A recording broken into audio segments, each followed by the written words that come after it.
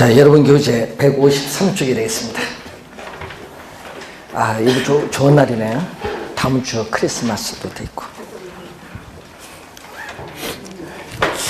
근데 외국인들이 우리나라 얘기하더라고요. 우리나라가 언제부터 크리스마스에 기분들이 다 업되었더라고요. 송년회 즐거워졌는데 노래 안 나온 지 오래된 것 같아요. 크리스마스 노래. 길거리 가다 보면 나오는데 안 나오더라고요. 우리나라 크리스마스 있는 거 맞냐고 묻더라고요. 자, 여러분 교재 153페이지 여가 과정이. 예? 임대주택 정치 안 했어요? 안 하면 하면 되죠. 자, 임대주택 정책을 보시면은, 자, 146페이지에 저소득층의 주거 안정을 위한 임대주택 정책입니다. 그래서 우리나라는요, 중상층 위주의 주택 분양 정책인데, 이 저소득층은 이 분양받기가 소득면에서 낮기 때문에 어려워요. 그래서 이 저소득층을 위한 별도의 임대주택 정책을 우리가 추진을 하는데, 그래서 시험 문제는 매년 출제하죠. 그래서 임대주택 정책은 저소득층의 주거 안정을 위한 거기 때문에 시험 문제 매년 출제되는 중요한 단원입니다. 자, 임대주택 정책에서 우리 29회 시험에도 우리가 나왔지만 28회도 이제 나온 여기가 다 임대료 규제 정책, 임대료 보조 정책, 그리고 공공주택 정책, 새 주택 정책이 다 출제를 했습니다. 자, 그러면은 이 임대료 규제를 보기 위해서는 용어를 하나 배우셔야 되는데, 우선은 가격 통제라는 용어가 있어요. 가격 통제. 자, 가격은 뭐죠? 프라이스고, 통제는 컨트롤이라고 하죠. 그래서 가격 통제 또는 가격 규제, 이거 뭐 번역의 차이입니다. 그래서 가격 통제나 가격 규제나 다 같은 말입니다. 컨트롤을 번역의 차이. 자, 그러면은 이제 여러분 시험 문제 나올 때 주의를 해야 될 것은, 이 정부가 어떤 목적이 있어요. 이 특수한 목적을 달성을 하는 겁니다. 그래서 정부가 어떤 목적이 있거든요. 그래서 목적을 위해서 가격을 통제하는 겁니다. 그래서 특수한 목적이 있어요. 그래서 이 특수한 이 목적을 달성하기 위해서 이 시장에 직접 개입을 한다. 그래서 시험 문제 나올 때는요, 항상 간접 개입이냐, 직접 개입이냐. 그래서 시장에 뭐 하죠? 직접 개입한다. 이게 중요 포인트입니다. 가끔 이제 문제 풀다 보면요, 가격 통제를 간접 개입으로 오해를 하십니다. 시장에 뭐죠? 직접 개입을 하는 거예요. 직접 개입을 해서 가격에 뭐를 인위적으로, 정부가 인위적으로 뭐를 통제, 규제를 가하는 거예요. 규제를 인위적으로 가는 거다. 그러니까 시장의 기능에 위배되죠. 정부가 개입해서 가격 통제를 했으니까 시장 기능에 위배되는 거예요. 자, 그러면은 이 가격 규제의 대표적인 게 두 가지가 있습니다. 가격 통제의 대표적인 게 이 최고 가격제라는 게 하나 있고 최저 가격제라는 게 있습니다. 자, 여러분이 뉴스에서 우리 요즘 많이 나오는 최저임금에 관한 법률에 의해서 최저임금제도를 실시하는데, 자, 이 최저임금제도는요, 1986년도에 법률이 우리가 국회를 통과해서 1988년 1월 1일부터 시행됐어요. 그러니까 최저임금 시행된 지가 얼마 안 돼요. 이 88년부터 시행됐으니까. 그런데 그 최저임금제도가 뭐죠? 최저가격제예요. 그러니까 무슨 얘기예요? 우리는 최소 얼마 이상은 받아야 된다는 얘기죠. 예? 그 최저임금제도는 여기 속하는 거예요. 근데 최저임금 우리 부동산과 관계없으니까 출제를 하지 않고, 우리 출제는 어디서? 최고가격제에서 출제합니다. 그래서 최고가격제에 두 가지가 있어요. 자, 우선 두 가지 중에 하나가 바로 이제 여러분이 배우시게 될 무슨 규제? 임대료 규제. 요거 하나 배울 거고, 또 하나가 분양가 규제. 두 가지를 우리는 부동산에서 배울 텐데, 이 임대료 규제는 월세입니다. 렌트라고 하죠. 여러분 우리 전세금 규제도 있거든요. 렌트. 자, 우리가 임대료라는 것은 렌트고요. 전세 제도는 우리나라에만 있는 독특한 제도예요. 그래서 정부가 가끔 국회에서 이런 얘기 하죠. 표 때문에 전월세를 시장에 직접 개입을 해서 규제하자 얘기를 많이 합니다. 전월세 규제, 전세금과 월세를 규제하자 얘기를 많이 하는데 여기서 우리 얘기하는 임대료는 뭐다? 월세, 렌트를 얘기합니다. 외국에는요, 이제 1년 단위로 계약도 하지만 평균 3개월 단위입니다. 그러다 보니까 월세 규제를 어떻게 하느냐. 그래서 이 임대료 규제는 임대료 상한제라고 해요. 다른 말로 임대료 규제는 임대료 상한제 또는 한도제라고 해요. 임대료 상한제, 임대료 한도제라고도 한다. 자, 목적은 뭐죠? 목적이 있잖아요. 특수한 목적. 자, 그러면 항상 우리가 어떤 목적을 해서 개입을 하느냐. 자, 목적은 뭐죠? 특수한 목적을 달성하기 위해서 개입을 하는데 어떤 목적을 달성하기 위해서 저소득 임차인의 임대료 부담을 뭐 해주기 위해서? 낮춰주기 위해서. 임대료 부담을 낮춰주기 위해서 임대료를 규제를 합니다. 자, 그럼 임대료를 규제를 하게 되면요. 우리 단계는 여러분 우리 늘 공부할 때 우리 부동산은 일반 상품과는 달리 공급은 단계 고정되어 있다. 단계 공급은 뭐가 돼요? 고정돼요. 공급하려면 시간이 걸려요. 부동산은. 항상 염두에 두시는 공급은 단계에 고정이 되어 있어요. 근데 장기로 가면 공급은 뭐예요? 변해요. 공급 변하니까 우상향 형태를 띠게 돼요. 자, 우선 그림을 단기와 장기로 나누는데 단기에는 또 임대차 계약이 있거든요. 자, 우리나라 보면 임대차 계약을 맺으면 보통 1년 단위로 맺어요. 월세. 그럼 1년 단위로 맺게 되면은 임대차 계약 기간 동안에는 어떻게 돼? 이동하기가 어려워서 기울기가 좀 급해. 이동이 어려우면은 기울기가 급한 비탄력적이라고 해요. 그럼 만약 이동이 쉬우면 쉽게 이동하면 탄력적이에요. 그 여러분 나중에 지문 읽을 때 그런 걸 조심해야 돼. 이동하기 어려우니까 기울기는 급한 뭐다? 비탄력적. 이동이 쉬우면 탄력적. 그럼 장기로 가면 어떻게 돼요? 계약 기간이 끝나서 이동하기가 이제 쉽죠. 그럼 장기로 가면 뭐가 돼? 이게 이렇게 완만한 뭐가 된다? 탄력적이 돼. 단기는 기울기 급하고 장기는 완만한 탄력적이 돼. 자, 지금 현재 시장에서의 임대료가 예를 들어서 시장의 임대료가 60만 원이다. 자, 여러분 시장 임대료가 60만 원. 이게 시장에서의 수요 공급이 만나는 점이 바로 무슨 임대료? 균형이라고 해요. 수요 공급이 만나는 점은 균형입니다. 시장 균형 임대료가 지금 60만 원이면 너무 비싸다. 저소득 임차인의 임대료 부담을 뭐 해주기 위해서? 낮춰줘야 된다. 낮춰주기 위해서 어떻게 돼요? 이 시장의 임대료보다 더 낮게 해서 어떻게 돼요? 규제를 해야 돼요. 그럼 이게 바로 우리 무슨 임대료? 규제를 했잖아요. 규제 임대료. 자, 그러면 이 규제 임대료를 얼마로 했느냐? 예를 들어서 규제 임대료를 40만 원이다. 그러니까 시장에 60만 원을 여러분 내야 되는데 정부가 개입을 해 규제를 했어요. 몇만 원? 40만 원 넘어서 받기를 하지 마라. 그럼 받아봐야 얼마? 이 40만 원이 최고 받을 수 있는 임대료예요. 그러니까 법적으로 허용하는 범위 내에서 받을 수 있는 최고의 임대료가 얼마다? 40만 원. 그럼 35만 원 받아도 관계없어. 하여튼 40만 원 넘어서는 받지 마라. 그래서 이걸 우리 뭐라고 하죠? 법이 허용하는 범위 내에서 받을 수 있는 최고의 가격입니다. 그래서 우리는 이 빨간 선을 최고 가격인데 시험 문제는요. 이 균형 임대료보다 밑에 있어서 최저라고 출제를 많이 합니다. 최저가 아니라 최고라는 의미예요. 최고의 의미는 법이 허용하는 범위 내에서 받을 수 있는 최고의 임대료다 이런 의미예요. 그리고 여기 임대료 뭐죠? 상한선. 임대료의 상한선. 또 무슨 가격? 상한 가격. 또 균형 임대료보다 밑에 있다고 해서 또 시험 문제는 또 뭘로 출제한다? 하한 가격. 말을 좀 바꿔서 출제합니다. 그래서 시험 문제 나오면요. 이 말장난에 잘 넘어가요. 주의하셔야 돼.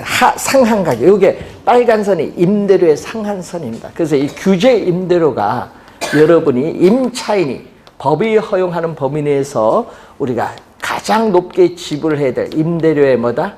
상한선. 임대료에 대한 상한선이야, 여선. 상한선. 예? 그래서 이 상한 가격이죠. 하한 가격이 아니다. 자, 그러면은 균형인데 단기에는 여기 지금 균형 상태에서 공급량이 이렇게 주어졌어요. 그런데 임대료를 규제를 하면 얼마만큼? 임차인은 얼마? 20만 원 이득을 얻죠. 혜택을 보잖아요. 60만 원 내다가 이젠 최고 얼마? 40만 원을 내야 되니까 20만 원의 혜택을 봐요. 그러면 어떻게 돼요? 수요는 단기적으로 어떻게 돼요? 요 상태에서 수요가 더 이만큼 뭐 한다? 싸니까 수요가 증가를 했어요. 그러니까 수요량이 여기거든요. 그래서 공급량보다 수요량이 더 크다. 단기에는 규제를 했기 때문에 공급량 수요량이 같지 않아요. 수요량이 싸니까 더 많았어요. 이걸 전문용어로 뭐죠? 수요량이 공급량보다 큰 상태를 전문용어로 우리 균형에서 배웠잖아요. 균형 가격에서 초과 공급, 공급이 더 많다. 초과 수요.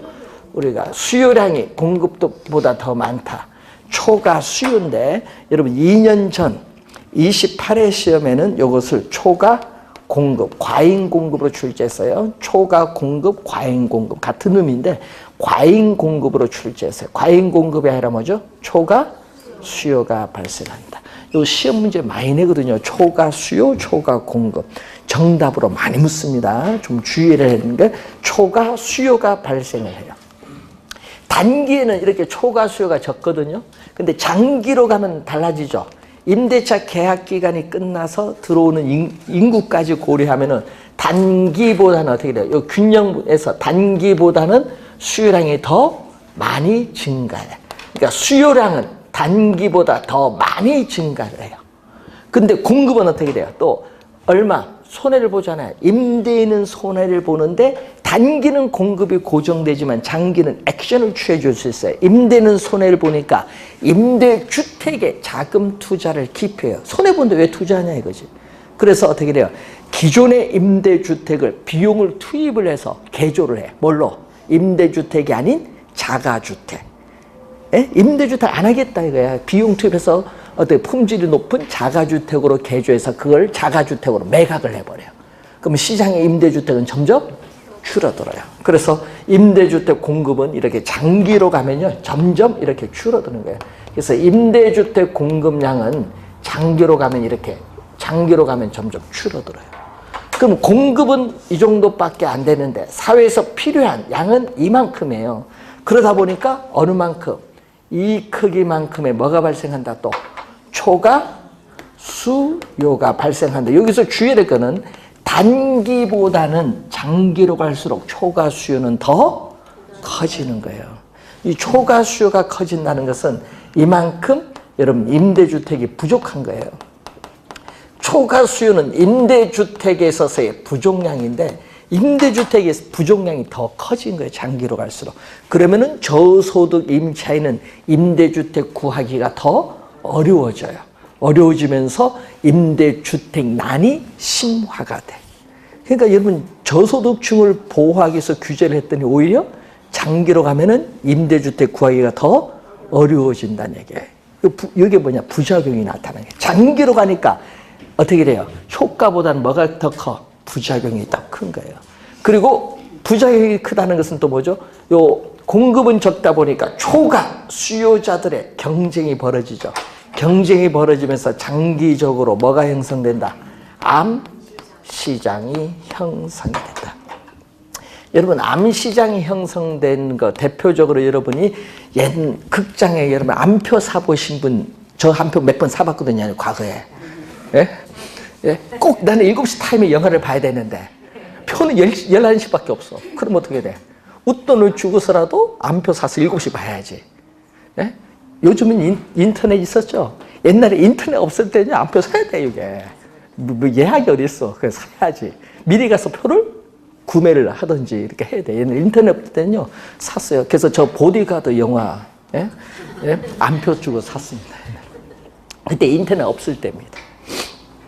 그래서 암시장이 형성돼. 그러니까 여러분 우리 저 야구 경기 빅 경기다. 그러면 어떻게 돼? 축구 경기 빅 경기다 하면요. 암표를 사야 돼. 월드컵 결승전 같은 경우 있죠. 결승전은요. 우리가 표가 예를 들어서 한 100만 원 정도 된다 하면 암표는 3천만 원 넘어가요. 예? 그러니까 그거 잘만 하면은 어떻게 돼? 돈이 되는 거야. 예? 예? 그래서 카타르 같은 경우에 이제 2022년이에요. 예? 하잖아 월드컵. 저는 갈 거예요. 아, 그 동생이 있어요. 거기 대학교에. 부교수로 지금 있어요. 그 텍사스 쪽 분교로 나와 있는데 거기 이제 집도 있으니까 뭐만 가면 돼. 몸만 가면 되지. 그래서 또 동생한테 또 표가 오잖아요. 그 교수는 또 표를 나눠줘. 그러면 야, 좀 잘 구해봐라 해서. 그래서 이제 그것도 어떻게 돼요? 나중에 못 가면은 뭘로 띄우면 돼? 암시장. 빅경기수 가격이 비싸죠. 그래서 여러분 나중에 그런 거 이제 가야 됩니다. 우리나라 사람들이요, 우리 카타르 가려면 두바이 거쳐서 가야 돼요. 두바이. 아랍에미리트 연합인데 그 두바이에 가면요, 입국도 못해서 쫓겨나는 한국인들 꽤 많아요. 왜 쫓겨난지 아세요? 비행기 안에서 포도주 한 잔 먹어서. 비행기에서 칼에서 포도주 주잖아요. 그냥 한 잔씩 먹어. 그 먹는데 입국할 때 어떻게 돼요? 딱 한 잔씩 먹어도 거기서 술 먹으면 안 돼요. 입국할 때. 무조건 어떻게 돼? 입국 금지. 다시 한국으로 돌려보내버려. 그러니까 그런 것도 알아야 돼요. 술 금지, 돼지고기 금지. 야매는 있어요. 안에 호텔 가서 먹는 게 관계가 없는데. 그래서 그런 게 있어요. 암시장에. 그래서 그런 국가에서는 암시장이 너무 발달돼. 우리 한국인 배들 많이 가잖아요. 그래서 거기서 나오는 게 막 유통이 됩니다. 암시장에서는 가격이 진짜 비싸. 공급은 적잖아요. 그러다 보니까 수요자들이 부르는 게 값인데 이론적으로는 수요 곡선과 만나는 점, 이론적으로는 수요 곡선과 만나는 점에서 우리는 여기 암시장에서 형성되는 가장 높은 가격이야. 이걸 기꺼이 지불할 용의가 있다. 이론적으로는. 그런데 시장에서 뭐보다 더 높아요? 시장에 균형 임대료가 더 높아요. 그 장기로 가면요, 이렇게 부작용이 심각해. 암시장 임대료. 근데 여러분이 어떻게 돼요? 암시장 임대료인데 임대인은 손해를 보니까 임대주택 유지 보수 비용을 지출 안 해요. 손해를 보는데 왜 그것까지 지출하느냐? 그럼 여러분들이 얘기를 하죠. 보수 비용 고쳐달라 하는 순간 뭐 한다? 나가세요. 3개월입니다. 바로 돈 주고 나가라 합니다. 그럼 들어올 사람 많다는 얘기죠. 초과 수요. 그러니까 못 고쳐. 누가 고쳐야 돼? 임차인이 알아서 고쳐야 돼. 그래서 여러분 영화 보면 뉴욕에 삐걱삐걱하는 주택들 많이 보이죠. 영화 보면은 뉴욕에, 미국의 뉴욕이 대표적으로 임대료 규제를 하는데 1934년부터 실시했거든요. 실시해서 지금까지 하고 있습니다. 그런데 문제는요, 이게 2차 세계대전 끝나서 풀어야 되는데 못 푼 거야. 결국은. 그래서 지금까지 들어오는데, 그래서 여러분이 지금 우리 트럼프 대통령의 이제 정치 자문단 중에 한 분이 줄리아니 시장 있어요. 옛날 뉴욕 시장 줄리아니 시장인데 그분이 뉴욕 그 주지사 선거 나오는데 원래 시장 거기 주지사인데 나오는데 뭐를 했다? 임대료 규제를 철폐해서 이 뉴욕의 임대 주택이 70%가 돼요. 요걸 없애서 좀 깨끗하게 하자. 뉴욕을 세계 금융의 메카인데. 그런데 그거 하는 순간 떨어졌어. 표 70%가 거기 살고 있는 사람들인데. 그래서 그다음부터는 임대료를 얘기는 절대 안 나왔어요. 정치한테. 폐지하면 어떻게 폐지하면 가격이 폭등할 거 아니에요. 그래서 아직까지 폐지를 못하고 있어요. 그래서 뉴욕의 슬럼가가 70%입니다. 그럼 거기 못 살죠. 소득 높은 게 좀 못 살잖아요. 그럼 어디서 살아야 돼? 그 옆에 뉴저지주에서 삽니다. 그럼 뉴저지에서 자동차 몰고 와서 주 경계에 파킹하고 전철 타서 도심으로 출근을 해요. 근데 돈 진짜 많은 사람 어디? 핵심에 살죠. 뉴욕 한가운데 핵심 도심에 살아요. 도시만 약간보다 다 슬럼 갑니다. 그래서 어떻게 돼요? 장기로 가면요 부작용이 너무 심각하고요. 도시가 황폐화돼. 도심이. 그러다 보니까 어떻게 돼요? 우리 나라에서도 임대료 규제를 직접 하자. 정치권에서 얘기해도 누가 반대해요? 정부의 우리 관리들이 반대합니다. 왜? 나중에 폐지를 못한다. 한번 실시하면 폐지 못하기 때문에 나중에 서울이라든지 경기도 도시가 황폐화돼서요. 나중에 더 부작용이 심각하다. 그래서 어떻게 돼요? 정치권의 얘기에도 절대 반대야. 정부는. 폐지를 못한다고. 주거 환경이 상당히 악화가 되거든요.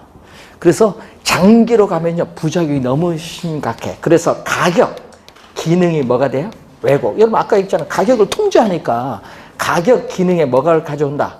왜곡을 가져오죠. 시장의 가격 기능이 제대로 작동 못해요. 하여튼 규제를 하면 왜곡을 가져와요. 왜곡을 가져오니까 우리가 시험에 나올 때 주의하겠죠. 자원 배분이 효율적, 비효율적. 여러분 시장을 통제하면은 자원 배분이 당연히 비효율적. 자원 배분에 뭐가 발생한다? 비효율성이 나타나는 거예요. 당연합니다. 여러분 하여튼 여러분 시장에 정부가 규제를 하면요. 당연히 가격 기능이 왜곡이 돼요. 그러면 자원 배분은 비효율적으로 이루어지는 상태가 발생을 해요. 시장에 실패가 나타납니다. 그래서 여러분이 이게 왜곡이 나타나기 때문에 규제를 할 때는 신경을 많이 써야 돼요. 왜? 부작용이 심각하거든요. 예? 그래서 규제를 하려면요. 단지 표만 보고 규제하려고 하니까 안 되는 거야. 왜? 부작용 이런 거 신경도 안 써. 부작용이 나타나면 그때 해결하지. 우리나라의 지금 사고방식은 그래요. 그러니까 엄청난 이게 부작용이 나타나서 시행착오를 겪으면요. 그 피해는 고스란히 누구한테 돌아간다? 여러분에게 돌아가요. 국민 여러분들에게. 그래서 요즘에 뭐가 부작용이 많이 나죠? 요즘에 최저임금제도 부작용이 많이 나오죠. 예? 실시할 때 모르는데 부작용이 나타나니까 그 보완을 하려고 하니까 이 보완 방법이 별로 없는 거예요. 예? 저소득층에게 어떻게 해줄 수도 없고, 예? 소득 높은 계층에서 돈을 가져와서 분배를 해주는데 분배 기준도 문제고, 어떻게 방법이 없는 거예요. 그래서 결국은 어떻게 돼? 예? 고통은 누구한테 들어간다? 소득이 낮은 저소득층에게 돌아가는 거예요. 근데 방법이 없죠. 예? 그래서 한 달에 뭐 100만 원 공짜로 준다. 그것도 문제지만 못 받는 사람은.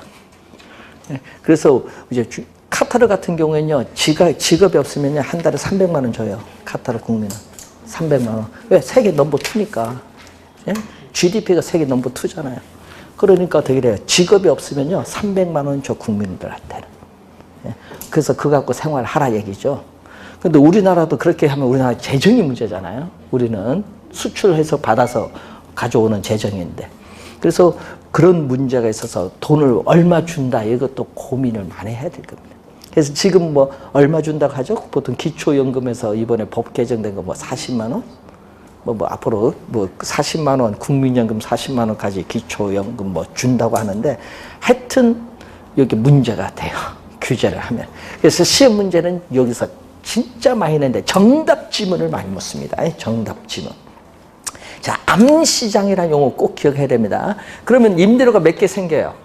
장기로 가니 암시장 임대료, 규제 임대료, 임대료 몇 개? 2개. 2개 생기는 게 뭐라고 해요? 이중. 2개 생겼잖아요. 이중 가격이라고 해요. 임대료에 대한 암시장에서 형성되는 임대료, 규제 임대료, 임대료에 대한 이중 가격이 형성되고 있다. 이중 가격. 그러면은 어떻게 돼요? 임대주택에 살고 있는 기존 임차인은 뭐를 내야 돼? 예? 어린애들. 요 규제 임대료 40만 원을 내는데 문제는 신규 임차인들은 어디서? 암시장에서 형성되는 높은 임대료, 시장 균형 임대료보다 더 높은 임대료를 내야 돼요. 그럼 기존 임차인과 신규 임차인 사이에 장기로 가면요. 소득 분배의 불균형이 어느 만큼? 이 크기만큼 소득 분배의 불균형이 심화돼요. 그럼 누가 손해를 봐요? 장기로 갈수록 기존 임차인보다는 신규 임차인이 손해를 봐요. 불리하다는 얘기예요. 그리고 기존 임차인은 다른 지역으로 회사 발령으로 이사를 가는데 이사를 못 가요. 왜냐? 다른 지역으로 이사 가면은 암시장에서의 높은 임대료를 내니까 이사를 못 가요. 계속 그 지역 임대주택에 살아야 돼요.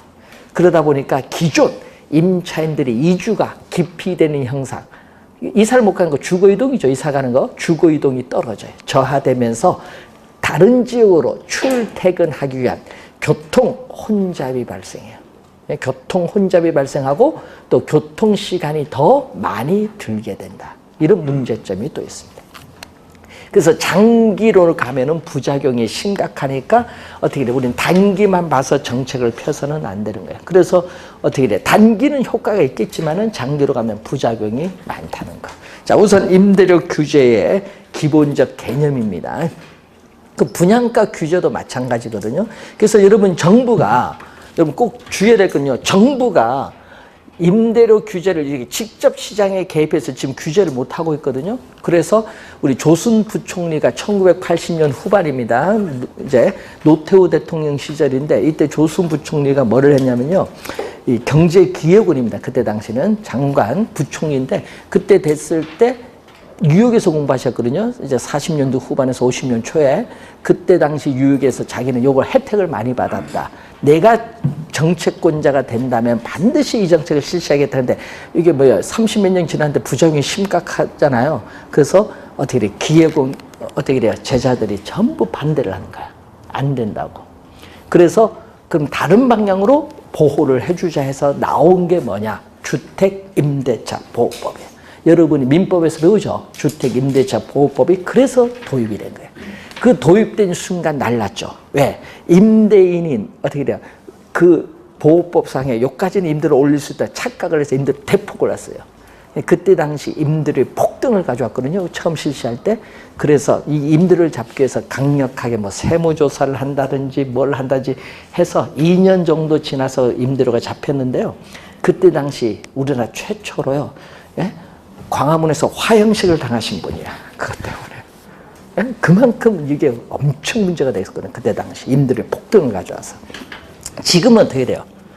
예? 세월이 많이 흘렀잖아요. 지금은 여러분에게 뭐가 돼요? 도움을 주고 있습니다. 이 주택임대차 보호법이.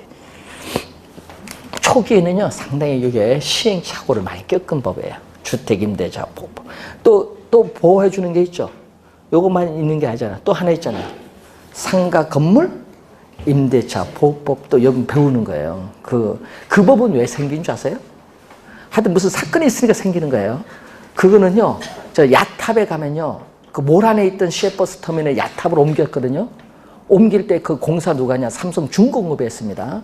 삼성중공업이 했는데 그때 그 당시 공사 비용이 1,700억입니다. 예? 그걸 못 받았어요. 삼성중공업이. 못 받으니까 어떻게 돼? 예? 자기도 받아야 되는데, 뭐 먹고 살아야 되는데, 못 받으니까 그 야탑에 있던 역의 그 시설을 뭘 했다? 경매로 넘겨버렸어. 그럼 거기에 이제 임차인들 어떻게 돼요? 보증금 다 날리죠. 경매 넘어갔는데 다 날아가지. 예? 돈을 안 주니까. 그래서 날란 거야. 그 사람들이 하나은행 본점에 가서 계속 데모를 하는 거야. 보호를 못 받으니까.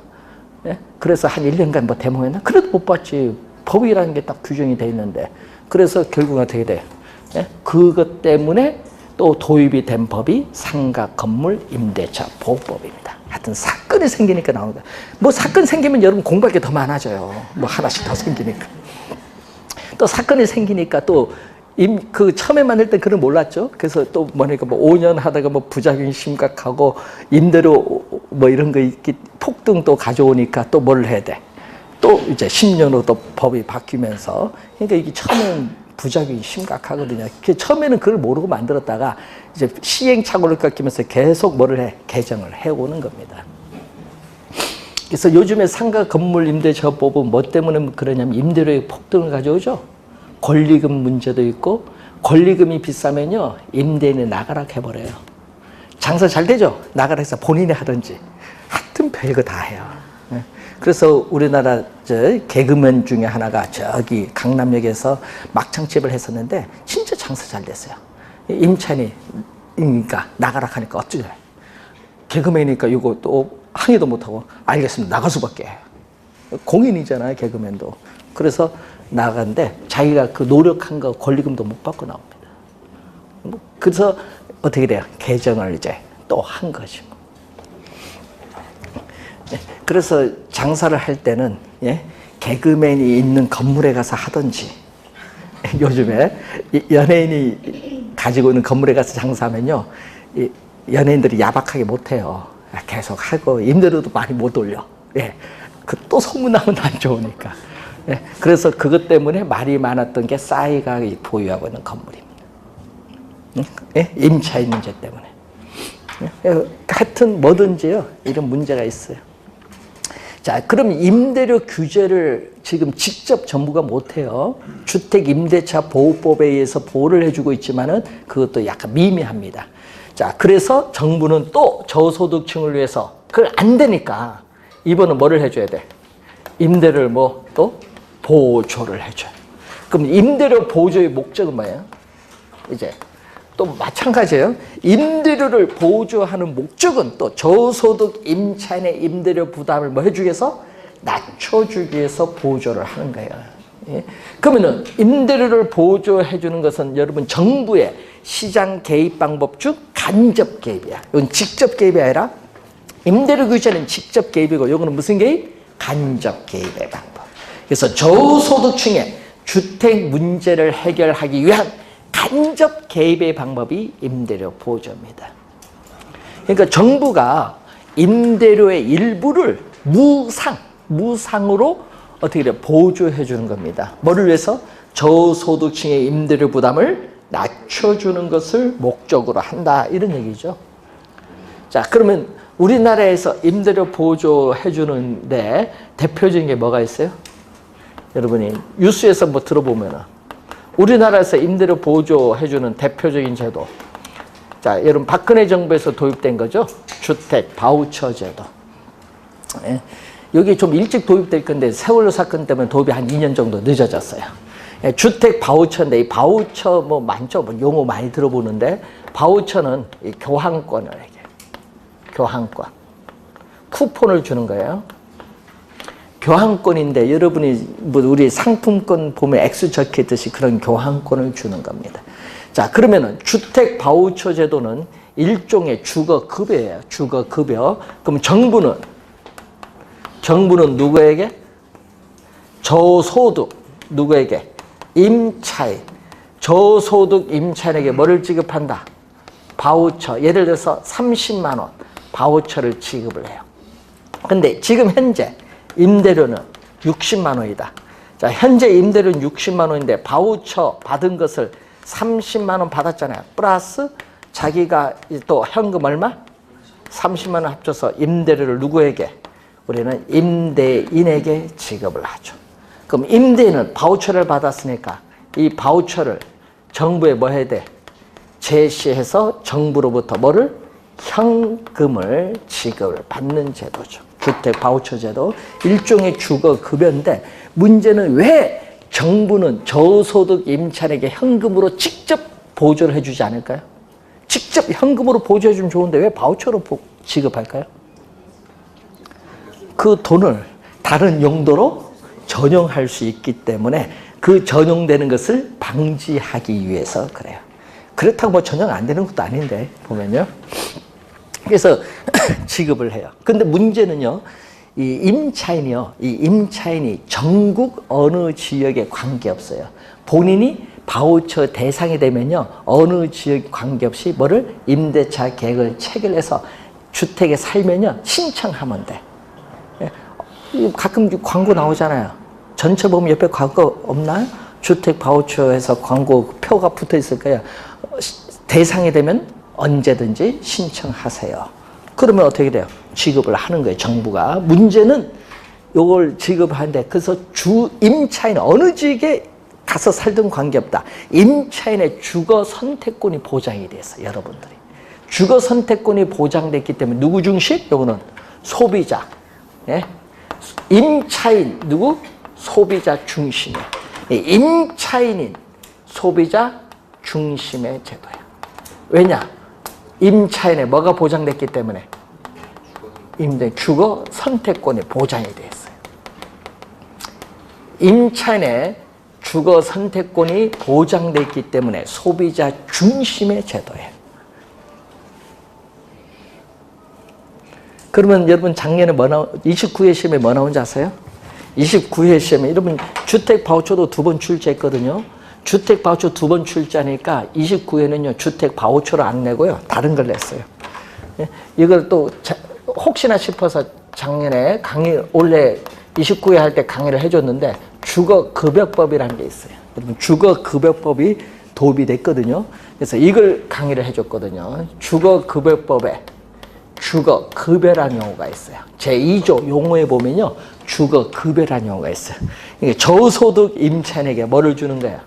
저소득 임차인에게 임차료라든지 수선, 유지비 등 기타 이 지급품 등을 제공하는 것을 뭐라고 한다? 우리는 주거급여인데 이 개념을 29회 시험에 출제를 했어요. 주거급여 용어. 이것도 주택 바우처 제도 일종의 뭐다? 주거급여인데 이제 기준이 있겠죠. 그 어느 기준. 예. 그 옛날에는요 국민기초생활보장법상에 있어서 또 국민기초생활보장법상에서 기초생활수급자에게 또 주거급여를 일종 제공인데 그때 너무 적었어요. 한 6만 원 정도. 지금은 요건 최대 34만 원 정도 지급하는데 문제는 기준이 있거든요. 그 기준에 해당하면은 지급을 합니다. 왜 요즘에 이런 법들이 도입되면서 지급을 하냐 하면요. 뭐가 문제 있냐. 우리나라는요. 과거에는 임대료 보조가 없었거든요. 이거 박근혜 정부 4년차에 도입된 건데 그러니까 없었거든요. 없었는데 이런 게 도입이 되는 이유가 뭐냐. 예? 요게 문제가 생겼거든요. 우리나라는 임대주택 정책의 키워드는 우리나라는 요거예요. 공공주택 정책이에요. 공공주택을 공급을 해요. 공공주택을 공급하는데 문제는 공공주택을 공급은 과거에 우리 주로 공급을 했는데 이게 요즘 문제 생겼어요. 공공주택을 공급하는 지역의 주민들이 이제는 반대를 해요. 공급하면 반대를 해요. 예? 자, 보세요. 여러분 반대하니까 이번에 정부 신도시 뭐 해서 공공주택 뭐 공급한데 여러분 광명에 해당 사항 있어요? 없죠. 왜? 이거 반대하니까 시장님부터 안 된다 하니까 안 되지. 예? 저긴 정보세 나가서 영흥지구 안 된다 하지. 삼성의회 영흥 안 돼, 원흥인가 안 된다 하지. 원당의회 거기 이제 안 된다 하지. 그다음에 또 여기 보니까 갈 곳이 없는 거야. 그러니까 어떻게 돼? 예? 사람들이 별로 안 살고 뭐 이런 지역 막 고르다 보니까 이렇게 예? 좀 벗어나서 이제 하는 거예요. 사람이 반대 없는 쪽으로 가야 되니까. 예? 그런데 거기도 또 만만하지 않아요. 또 시에서 시에서 또 반대하면 또 어렵죠. 요즘요, 그 대통령 말도 안 먹혀요. 시장이 다음 선거 떨어지지 않으려면요, 그거 하면 안 되거든요, 요즘에. 왜? 주민들이 반대하니까. 예? 하남은 더 심해요. 거기는 옛날 주민 소환까지 했어요. 하남 시장. 예? 쓰레기, 뭐죠? 거기 화장터 때문에. 그러니까 이게 뭐, 요즘 하남시는요, 독해요, 주민들이.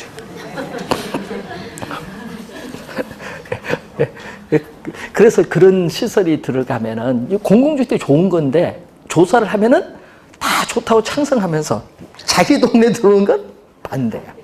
예? 전형적인 님비 현상인데 공공주택 공급 보면 여러분 선입견이 주택 가격은 하락한다는 의미 그런 게 너무 커요. 그래서 요즘에 소셜 믹스가 어려워요. 소셜 믹스는 공공주택, 민간 임대주택 같이 섞어서 분양하는 게 어려워요. 요즘 심각해요. 이런 문제들. 그래서 공공주택 공급이 안 되니까 뭐를 해주는 거야? 임대료 보조를 해주고 있습니다. 지금. 요게 문제 생겼거든요. 그럼 요건 또 뭐냐? 임차인의 주거 선택권이 보장 안 됐거든요. 요거는 공공주택이 있는 지역에 들어가서 여러분이 뭐 해야 돼? 살아야 돼. 그러니까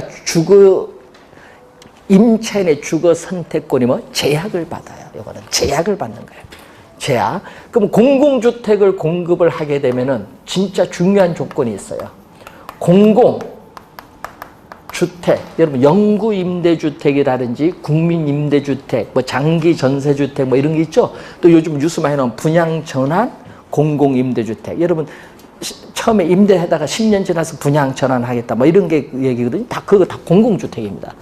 공공주택이 다른 용어들인데 공공주택에 있어서의 무슨 임대료? 임대료. 공공주택의 임대료를 민간 임대주택이 있어요. 자, 민간 임대주택 특별법이 있거든요. 거기서 원래 또 한 문제 출제했었죠. 예? 위탁관리 우리가 출제를 했는데 민간 임대주택에서의 시장의 임대료가 있어요. 자, 민간 임대주택의 시장의 임대료는 그래서 60만 원인데 공공주택은 어떻게 돼요? 20만 원 훨씬 싸게 해서 공급해야 돼요. 공공주택 임대료를 이렇게 낮춰서 공급하는데 여러분 선진국에서는요 공공주택, 호주 같은 경우는 정부주택이라는 용어를 사용하고 유럽 같은 경우는요 우리가 소셜, 사회주택이라고 해요. 미국은 뭐 퍼블릭, 공공주택 뭐 이렇게 얘기를 하는데 하여튼 정부가 공급을 하는 주택입니다. 그런데 외국에는요 공공주택이란 거부감이 없어요. 네? 우리나라처럼. 우리나라는 상당히 요즘 민감하게 많이 받아들이죠. 이 싸게 공급을 해요. 그럼 얼마만큼? 이만큼에 뭐가 있다? 차액. 이 차액만큼 공공주택에 거주하는 사람은 뭐다? 혜택을 봐요. 왜? 60만 원 임대료 내야 될 거 이제 얼마만 내면 돼요? 20만 원 내니까 40만 원을 보지. 이 차액만큼 정부로부터 임대료를 보조를 받는 것과 똑같은 효과를 주기 때문에 정부는 임대료 보조보다는 주로 공공주택 정책을 주로 활용해 왔어요. 우리나라에서는. 그런데 이게 여러분 언제부터? 박근혜 정부 이전, 이명박 정부 중간부터 이게 문제가 생겼어요. 이명박 정부의 시대에는 공공주택을 뭘로 불렸죠? 보금자리 주택이라는 명칭으로 이제 갔는데 이게 이제 박근혜 정부 들어오면서 행복주택도 공공주택입니다. 이렇게 명칭이 바뀌면서 이제 오는데 그래서 이 공공주택에 문제가 생겼어요. 왜? 공급이 안 돼. 여러분 광명시에도 보금자리 주택 지구가 있다가 해제가 됐죠. 시장이 풀어버렸잖아요. 안 된다. 그러니까 안 돼요. 공급이 안 돼. 그래서 여러분 목동에 오목교 앞에 거기도 지으려고 해서 정부가 승소까지 했어요. 행정소송 승소까지 했는데 공급 지으려니까 또 누가 반대? 양천 구청장이 반대. 왜? 지으면 자기 떨어지니까. 그래서 한 번도 못 지어요. 서울에 공공주택. 이번에 발표했죠. 예? 자기 목 내놓지 않는 한 못해요. 정부가 뭔데? 지자체장이 제일 먼저인데 시군구가. 그래서 반대 못합니다. 그래서 어떻게 돼요? 끝까지 어떻게 허가를 안 내줘 기다립니다. 왜? 정부 바뀔 때까지. 그랬잖아요. 이명박 정부도 그렇고 박근혜 정부도 그렇고 허가를 안 내줘. 그러다 보니까 어떻게 돼요? 문제가 생겨요. 공공주택. 그럼 시험 문제는 다른 거 안 내고 요것만 내요. 그래서 내는 거는 뭐를 한다? 이제 주택, 임대료. 여러분 주의해야 될 건요. 시험 문제 말을 좀 바꿔서 출제합니다. 주택 임대료를 주거 비용입니다. 시험 문제는요. 주거 비용으로 많이 내요. 주거 비용. 주거 비용은 주택 임대료라는 용어야. 임대료. 주거 비용은 주택 임대료를 뭐 해주는 효과? 보조해주는 효과가 있다. 그러니까 이 차액만큼 주택 임대료 또는 주거 비용을 보조해주는 효과가 있습니다. 그래서 시험 문제는 어느 것만? 요것만 출제하는데 임대료에 대한 또 무슨 가격? 임대료가 다르네요. 민간 임대주택과 공공주택의 임대료가 다르다. 이걸 임대료에 대한 또 무슨 가격? 이중 가격. 임대료에 대한 이중 가격을 형성하면서 공공주택을 공급을 하고 있다라는 거.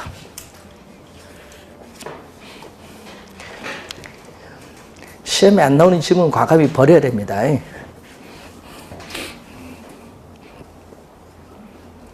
자, 이 정도 여러분이 세 가지 정책, 임대료 규제, 임대료 보조, 공공주택. 이 세 가지인데 여러분 교재에 또 맨 밑에 거기 150페이지 보시면은 민간 임대주택에 관한 특별법상의 용어가 나오죠. 이 용어에서 올해 거기에 시험 문제가 위탁관리형 주택임대관리업이 있거든요. 위탁관리형 주택임대관리업의 업무를 올해 출제를 했어요.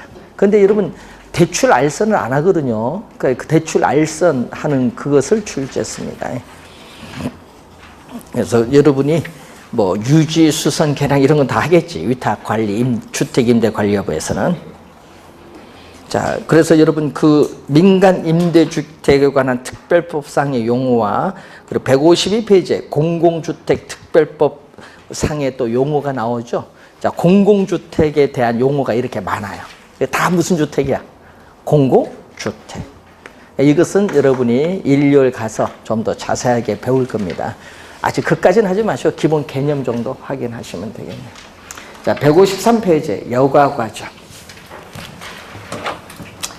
자, 이 여과는 또 용어가 어려워요. 자, 여과는 필터링인데 이것도 선진국에서 나온 용어거든요. 필터라는 거. 여러분 정수기의 필터는 불순물을 걸러주는 장치. 그래로 번역한 거예요. 여과라고. 그러니까 이게 어려워요. 예. 여과 과정은 주택의 순환.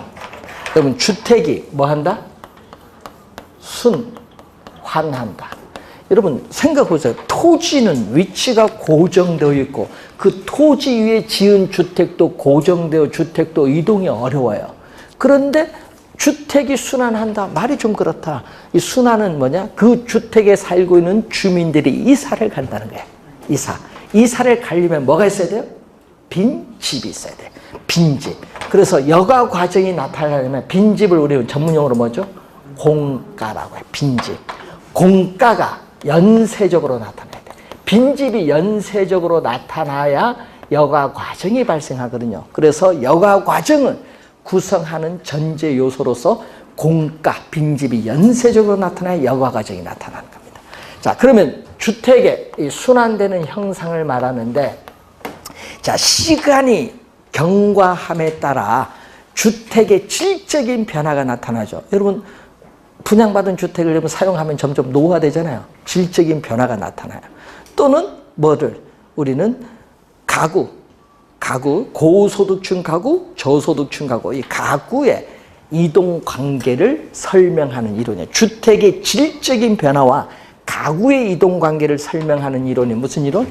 여가 과정. 그래서 여가 과정에서는 우리는 소득을 둘로 봅니다. 소득 계층을 하나는 뭐죠? 일정 수준 이상의 고급 주택에 거주하는 누구? 고소득층. 그리고 일정 수준 이하의 저급 주택에 거주하는 누구? 저소득층. 이렇게 우리는 여가 과정에서는 이론을 소득 계층을 둘로 봅니다. 고소득층, 저소득층 둘로 나누어서 우리가 이론을 전개합니다.